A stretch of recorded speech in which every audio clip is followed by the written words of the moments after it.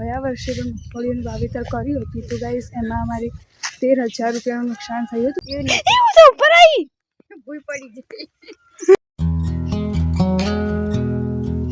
Hello guys, good morning, welcome to my new blog. તો guys અત્યારે સવારે પડી ગઈ છે ને જો બધી જ ગાયોને ચાર નાખી દીધી છે, સૂકી ચાર.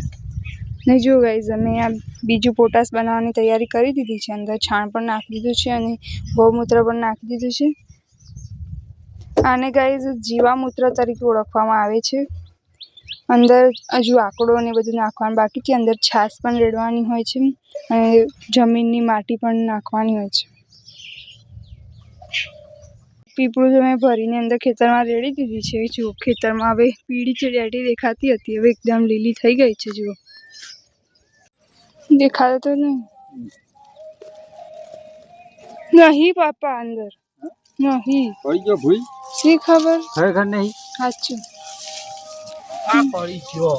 લાય મૂકી દે માય ફૂટી જાય.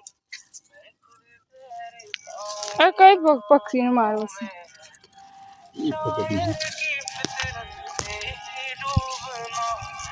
લીલા કલર ના યાર. ચલો તો બા કઈ ન તો લાગે. એક તો ફૂટી ગયું બિચારા. એ બે તો મૂકી દે. બતાજે મોર હાથમાં આ વિડિયો ઉતારી, હાથમાં આ વિડિયો પર કરજો મારો.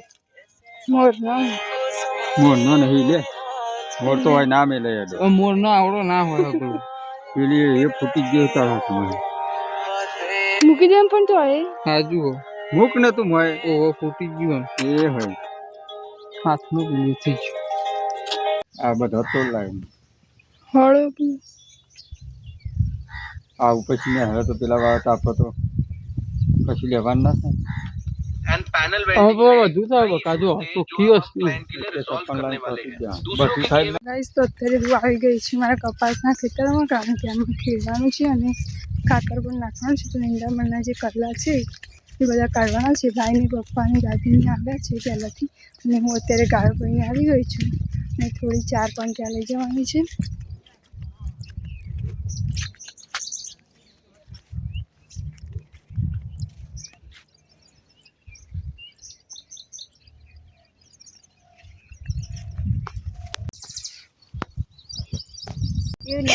ઉપર આવી ભૂલ પડી ગઈ. તો ઉપર આવી હાચકલી પગ ઉપર કે જઈ દેખાય નહીં. હેડો લે અંદર હાથમાં ઝાલો. આ વખતે મગફળીનું વાવેતર કર્યું છે પણ કોઈ પણ એક્સપેક્ટેશન નથી કે કમાઈ આપશે એવું, કારણ કે મેં ગયા વર્ષે પણ મગફળીનું વાવેતર કર્યું હતું તો ગાઈસ એમાં અમારે 13,000 રૂપિયાનું નુકસાન થયું હતું, કારણ કે વરસાદ આવ્યો હતો પણ એમાં સરકારનો થોડી સહાય મળી રહી હતી એટલે પછી એમાં નુકસાન ન રહ્યું. પણ આ વખતે જાળી અને ગાયોની ચાર થશે એ માટે અમે એની વાવણી કરી છે. આ વર્ષે પણ હું તમને બતાવીશ કે અમારી મગફળીમાં પ્રોફિટ થાય છે કે લોસ. તો અત્યારે જ ચવડારિયા બ્લોગને સબસ્ક્રાઇબ કરી દેજો. બહુ વાગ્યા કશું વાગ્યું જ નહીં. દાદી બીજો ભરાઈ ગયો એવું થાય છે. હું સીધું જઈને હું દેખાતું હતું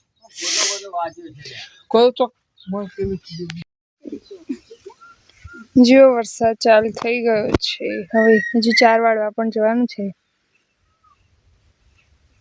વરસાદ ચાલુ થઈ ગયો છે.